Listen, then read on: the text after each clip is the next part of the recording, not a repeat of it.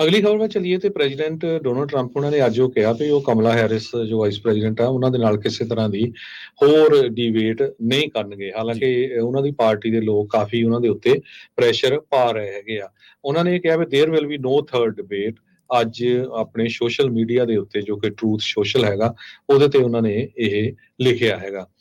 ਪਿਛਲੀ ਡਿਬੇਟ ਦੇ ਵਿੱਚ ਉਹਨਾਂ ਦੇ 6 ਰਿਪਬਲਿਕਨ ਡੋਨਰਸ, 3 ਉਹਨਾਂ ਦੇ ਐਡਵਾਈਜ਼ਰ, ਉਹਨਾਂ ਨੇ ਰਿਊਟਰਸ ਨੂੰ ਦੱਸਿਆ ਵੀ ਹੈਰਿਸ ਜੋ ਪਿਛਲੀ ਡਿਬੇਟ ਆ ਉਹਦੇ ਵਿੱਚ ਹੈਰਿਸ ਨੇ ਉਹ ਜਿੱਤੀ ਹੈਗੀ ਆ, ਉਸ ਡਿਬੇਟ ਨੂੰ ਜਿੱਤਿਆ ਆ ਤੇ ਟਰੰਪ ਹੋਣੀ ਜਿਹੜੇ ਆ ਉਹ ਪਿੱਛੇ ਰਹੇ ਹੈਗੇ ਆ। 54% ਰਜਿਸਟਰ ਵੋਟਰ ਕਹਿੰਦੇ ਆ ਵੀ ਇੱਕੋ ਡਿਬੇਟ ਵਧੀਆ ਹੈਗੀ ਆ, 46% ਕਹਿੰਦੇ ਆ ਵੀ ਸੈਕੰਡ ਡਿਬੇਟ ਹੋਣੀ ਚਾਹੀਦੀ ਹੈਗੀ। ਜੀ ਅਗਲੀ ਖਬਰ ਦੇ ਵੱਲ ਵਧੀਏ ਤੇ ਖਬਰ ਬੇਕਰਸਫੀਲਡ ਤੋਂ ਆ ਰਹੀ ਹੈ। ਬੇਕਰਸਫੀਲਡ ਦੇ ਵਿੱਚ ਜਿਹੜਾ ਬਿਗ ਲੋਟ ਬੈਂਕਰਪਸੀ ਮਾਮਲਾ ਸੀ, ਉਸ ਮਾਮਲੇ ਦੇ ਵਿੱਚ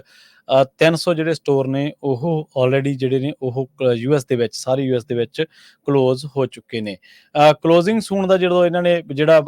ਬੈਨਰ ਪੁੱਟ ਕੀਤਾ ਸੀਗਾ, ਉਸ ਤੋਂ ਬਾਅਦ 300 ਜਿਹੜੇ ਸਟੋਰ ਨੇ ਉਹ ਇਸ ਗਰਮੀਆਂ ਦੇ ਵਿੱਚ ਜਾਂ ਇਸ ਸੀਜ਼ਨ ਦੇ ਵਿੱਚ ਜਿਹੜੇ ਨੇ ਉਹ ਬੰਦ ਹੋ ਜਾਣਗੇ। ਰਿਟੇਲਰ ਬਿਗ ਲੋਟ ਦੇ ਬਾਰੇ ਕਿਹਾ ਜਾ ਰਿਹਾ ਕਿ ਉਹਨਾਂ ਨੇ ਚੈਪਟਰ 11 ਜਿਹੜੀ ਬੈਂਕਰਪਸੀ ਆ ਉਹ ਬੈਂਕਰਪਸੀ ਪ੍ਰੋਟੈਕਸ਼ਨ ਜਿਹੜੀ ਆ ਉਹ ਫਾਈਲ ਕੀਤੀ ਹੋਈ ਆ। ਓਹਾਇਓ ਬੇਸਡ ਕੰਪਨੀ ਆ ਤੇ ਇਹਦੇ ਜਿਹੜੇ ਲੀਡਰਸ ਨੇ ਉਹਨਾਂ ਨੇ ਕਿਹਾ ਕਿ ਅਸੀਂ ਇਨਫਲੇਸ਼ਨ ਦੇ ਨਾਲ ਸਿੱਝ ਰਹੇ ਹਾਂ, ਅਸੀਂ ਇਨਫਲੇਸ਼ਨ ਦੇ ਮਾਰ ਚੱਲ ਰਹੇ ਹਾਂ ਤੇ ਇਹਦੇ ਨਾਲ ਨਾਲ ਜਿਹੜੇ ਹੋਰ ਕੰਪੀਟ ਸਾਨੂੰ ਇਸ ਟਾਈਮ ਦੇ ਵਿੱਚ ਮਾਰਕੀਟ ਦੇ ਵਿੱਚ ਕਰਨਾ ਬੜਾ ਔਖਾ ਹੋਇਆ ਪਿਆ ਤੇ ਇਸ ਕਰਕੇ ਅਸੀਂ ਜਿਹੜੀਆਂ ਆਪਣੀਆਂ ਦੇਣਦਾਰੀਆਂ ਉਹ ਚੁਕਾਉਣ ਦੇ ਵਿੱਚ ਉਹਨਾਂ ਨੂੰ ਅਦਾ ਕਰਨ ਦੇ ਵਿੱਚ ਅਸਮਰੱਥਾ ਜਿਹੜੀ ਹੈ ਜ਼ਾਹਰ ਕਰਦੇ ਹਨ ਤੇ ਇਸੇ ਕਰਕੇ ਇਹਨਾਂ ਨੇ ਚੈਪਟਰ 11 ਬੈਂਕਰਪਸੀ ਜਿਹੜੀ ਆ ਉਹ ਫਾਈਲ ਕੀਤੀ ਹੈ। ਜੀ ਕੈਲੀਫੋਰਨੀਆ ਦੇ ਗਵਰਨਰ ਗੈਬਨ ਨਿਊਸਮ ਉਹਨਾਂ ਨੇ ਇਹ ਕਿਹਾ ਆ ਵੀ ਜਿਹੜੇ ਅਨਡਾਕੂਮੈਂਟਡ ਇਮੀਗ੍ਰੈਂਟਸ ਆ ਉਹਨਾਂ ਨੂੰ ਫੋਨ ਡਿਸਕਾਊਂਟਸ ਦਿੱਤੇ ਜਾ ਸਕਦੇ ਹੈਗੇ ਆ। ਸੋ ਇਹ ਜਿਹੜਾ ਆ ਇੱਕ ਤਰ੍ਹਾਂ ਨਾਲ ਟ੍ਰਿਕੀ ਕੁਐਸਚਨ ਵੀ ਆ ਜੋ ਕਿ ਵਾਈਸ ਪ੍ਰੈਜ਼ੀਡੈਂਟ ਕਮਲਾ ਹੈਰਿਸ ਦੀ ਇਲੈਕਸ਼ਨ ਨੂੰ ਵੀ ਜਿਹੜਾ ਹਿੱਟ ਕਰ ਸਕਦਾ ਹੈਗਾ।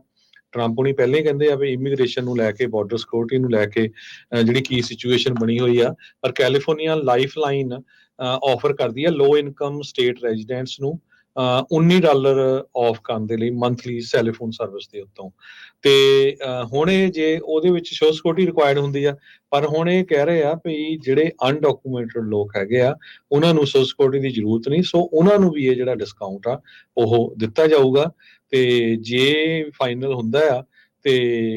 ਜਿਹੜੀ ਪ੍ਰੈਜ਼ੀਡੈਂਟ ਟਰੰਪ ਉਹਨਾਂ ਦੀ ਟੀਮ ਆ ਉਹ ਇਸ ਇਸ਼ੂ ਨੂੰ ਕਾਫੀ ਚੱਕਣਗੇ ਤੇ ਦੇਖੋ ਇਲੀਗਲ ਇਮੀਗ੍ਰੈਂਟਸ ਨੂੰ ਕੱਲਾ ਇਹ ਕੈਲੀਫੋਰਨੀਆ ਜਾਂ ਹੋਰ ਅਮਰੀਕਾ ਦੇ ਵਿੱਚ ਐਂਟਰ ਨਹੀਂ ਦੇਣ ਹੋਣ ਰਹੇ, ਬਲਕਿ ਉਹਨਾਂ ਨੂੰ ਇਦਾਂ ਦੇ ਜਿਹੜੇ ਬੈਨੀਫਿਟ ਆ ਉਹ ਵੀ ਦੇ ਰਹੇ ਹੈਗੇ। ਜੀ ਆਪਣਾ ਪ੍ਰੋਗਰਾਮ ਦਾ ਜਿਹੜਾ ਖਬਰਾਂ ਦਾ ਸਮਾਂ ਹਰਜੋਤ ਸਿੰਘ ਜੀ ਉਹ ਸਮਾਪਤੀ ਵਾਲਾ ਤੇ ਜਾਂਦੇ ਜਾਂਦੇ ਮਾਰਕੀਟ ਦੇ ਬਾਰੇ ਆਪਾਂ ਸਟਾਕ ਮਾਰਕੀਟ ਦੀ ਗੱਲ ਕਰਦੇ ਹਾਂ ਤੇ ਤੁਸੀਂ ਫਿਰ ਕਰੰਸੀ ਦੀ ਗੱਲ ਕਰਦੇ ਜਾਈਏ। ਜੇ ਸਟਾਕ ਮਾਰਕੀਟ ਦੀ ਗੱਲ ਕਰਦੇ ਜਾਈਏ ਤੇ S&P ਇੰਡੈਕਸ ਜਿਹੜਾ ਆ ਅੱਜ 0.75% ਇਨਕਰੀਜ਼ ਹੋਇਆ ਤੇ ਕਲੋਜ਼ ਹੋਇਆ 5595.76 ਦੇ